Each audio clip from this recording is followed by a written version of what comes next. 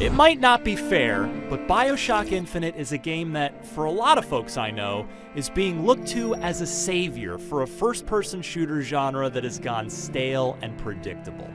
That's what BioShock 1 accomplished back in 2007 near the beginning of the console generation, and that's what many are hoping BioShock Infinite will do again at the end of it. And it's fitting that Infinite takes place in the cloud city of Colombia, because the sky is exactly where its ambitions lie.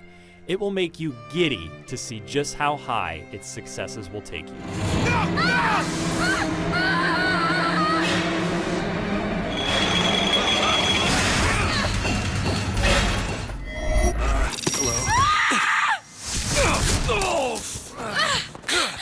Hey! Knock it off! Stop it! Will you stop it? Like the failed underwater utopia of Rapture before it, Colombia is drop-dead gorgeous to look at. A vibrant color palette practically ignites the screen, detailed with gorgeous architecture and distant vistas. Colombia is a rich, developed setting, more so than almost any other game I can think of, particularly when playing on PC. If anything, it's too ambitious for the Xbox and PlayStation 3. Infinite's graphics prove tough for the aging console hardware to keep up with. They have the same large-scale levels as the PC edition, but at the cost of low-quality textures that look muddy by Xbox and PS3 standards, and a frame rate that occasionally stutters.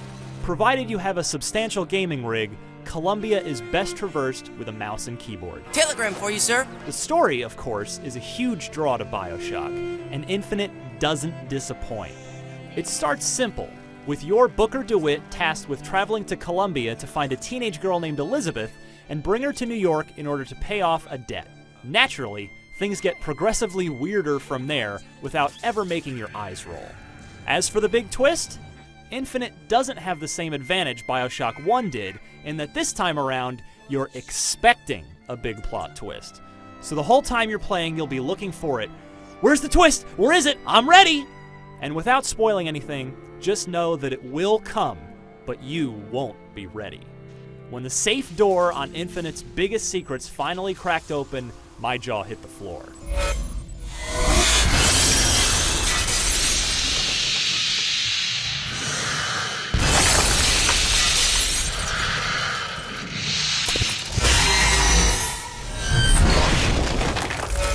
At first glance, and in fact in its early hours, Infinite plays a lot like the first BioShock. The plasmids are now called Vigors, but they do pretty much the same thing. That's because you haven't met Elizabeth yet. She has a suite of what are essentially superpowers, including the ability to open tears in the game world and teleport things in, like cover points, automated turrets, and more.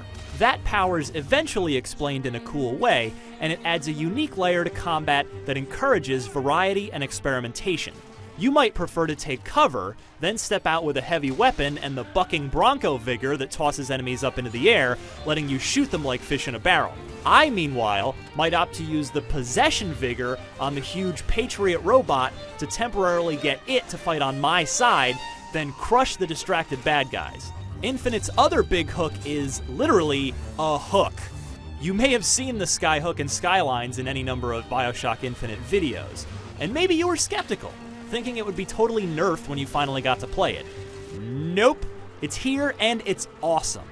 I immediately fell in love with doing death from above airstrikes on grounded foes, and was pleasantly surprised at the smarts my opponents showed by using the Skylines themselves to chase me.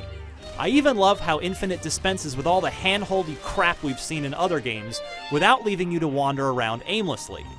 You won't find any tagged characters, compasses, or giant "go here" arrows in Colombia, but if you do happen to get turned around, a simple button tap temporarily paints a line on the ground that points you in the right direction. Dead Space 3 also does this, and I hope it becomes a widely adopted feature from now on. Infinite's biggest gameplay sins are too much of one thing and not enough of another. As engaging and dynamic as its combat is, the middle portion of the campaign, which I got 15 hours out of while stopping to smell all the roses, feels padded out. At several points, you'll be about to reach one destination before being told, "Oh sorry, our princess is in another castle, you have to go over there first." To me, it felt like the same story with the same impact could have been told in a bit tighter of a package. And as for what there's not enough of, choices. Ironically, in a game with so many of them in so many places, options feel a bit limited in combat. Only 2 weapons and 2 Vigors can be hotkeyed at any one time on the console, and with Infinite having so many variables and approaches to the combat, I felt pulled out of the action anytime I had to hold down one of the shoulder buttons, which pauses the game, in order to select a new gun or Vigor. These are non-issues on the PC, of course.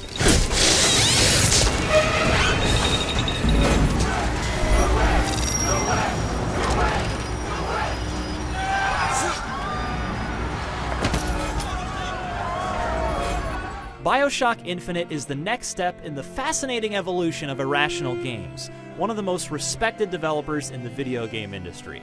From System Shock 2 to BioShock to Infinite, the studio continues to experiment with new ways to tell stories while fusing first-person combat with emergent gameplay. So what's that mean for you? BioShock Infinite may not be the genre savior some hoped it'd be, but it fulfills most of its sky-high potential, and that makes it an adventure you shouldn't miss. For everything you could ever want to know about BioShock Infinite, you're already in the right place. IGN.